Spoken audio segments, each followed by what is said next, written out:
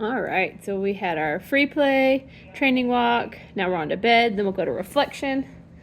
You can see she's totally sleeping right now. She had a really fun time running around this afternoon or this morning, late morning, playing with friends.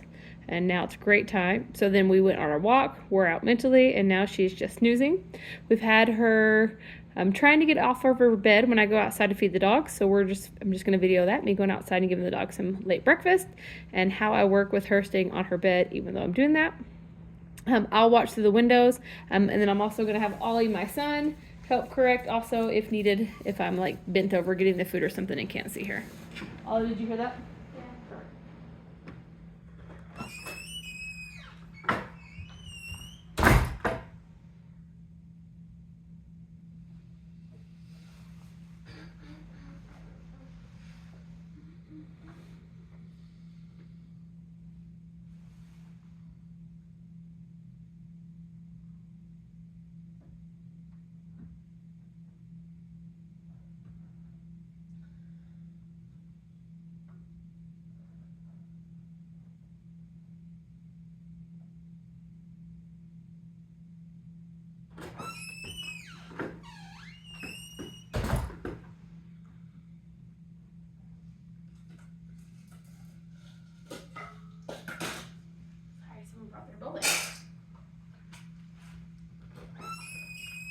Wait.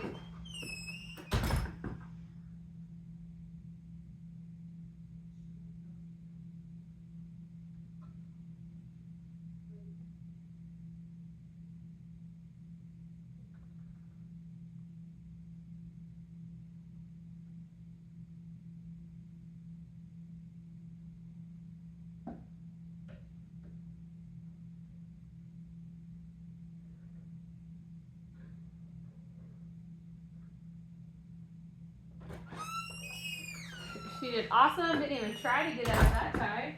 Yesterday I probably had to correct her like 15 times while going outside because she really just wanted to go outside. She's awesome.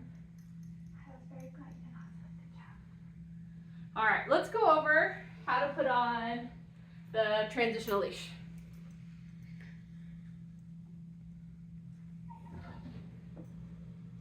All right, so when you find a leash, hey Ollie, can you come record for me? It's still recording. Will you just grab it and make sure you can see what I'm doing with the leash?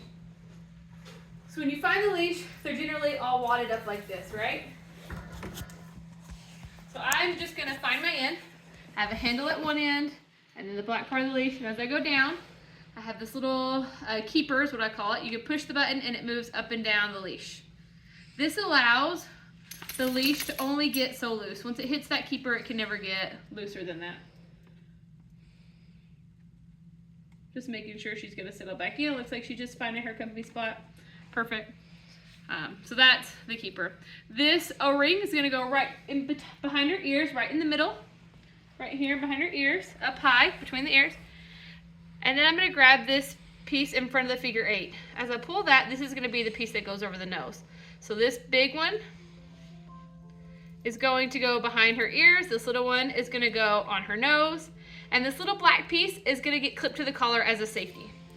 So I always just like to make it bigger than it needs to be so I can just slip it over her head easy. I usually put my hand through the nose piece so I can hold her head open, or her head up, and rub underneath her chin a little bit. Then I put it on. You can see it's on crooked. That'll happen often. I'm gonna push this piece to here, and I'm gonna pull the nose piece the opposite direction. This is one continuous leash. So as I move one, it just moves the other. And then I'm gonna push the keeper, slide it down. So when I lift up the weight of an apple, I only have about 1 inch. Sorry, hold on, no sleeping yet. And then I'll just attach this safety to the collar. And then when I'm ready to take it off, I'll take the safety off of her collar. I'll push this button and loosen the keeper up. Loosen it up, take it off her ears, take it off her nose, and then she's good to go. Let me show you where, did you end it? No. Oh, okay, perfect. Let me show you what her reflection space looks like. She's not done on the bed, but I just want to walk you back there. I can take the camera on it. Thank you. So when she's not on her bed, when she's not on her free play, her training walk, or her bed for reflection, our reflection space is our laundry room, and people often ask what it looks like. So here we just have a crate set up with a blanket in it. I switch out the blankets or put water in there or food in there if needed, but normally she eats and drinks on her bed. But then she can't see out the window, and I'm able to shut this door. So as the family's walking back and forth, the people are doing things, she has her own quiet space and a big roomy kennel in there, and that's where she stays. And I can have a bed in there if I wanted a bed. I could have a blanket in there. I had a big fluffy blanket, but I feel like she was getting too hot, so I gave her a smaller fluffy blanket so then she wasn't overheating so much.